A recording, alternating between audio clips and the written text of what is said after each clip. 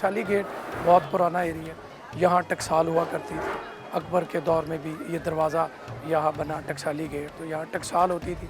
यहाँ सर गंगाराम भी यहाँ रहते रहे, नूर जहाँ वो भी यहाँ रहती रही, नादरा जो फिल्म एक्ट्रेस है वो भी यहाँ रहती रही। यहाँ पाकिस्तान का पहला सिनेमा थिएटर पाकिस्तान टॉकीज़, या बहुत से नामवर लोग जो है वो रहे, या उस्ताद दामन जो है वो रहे, उनकी बैठक यहाँ मौजूद है। शाहजहानी मस्जिद है।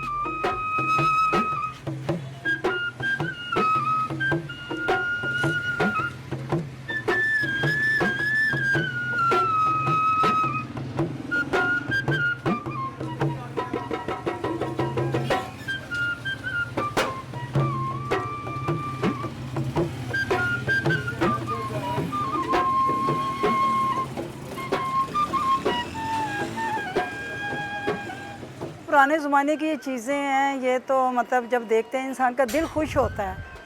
तो आगे ज़ाहिर है जो नया यानी कि दौर आ रहा है या नया जो वक्त आ रहा है, अब लोग पुरानी चीज़ों को देख के उन्हीं की कॉपी दोबारा कर रहे हैं। लोग अब भी वहाँ से निकलना नहीं चाहते।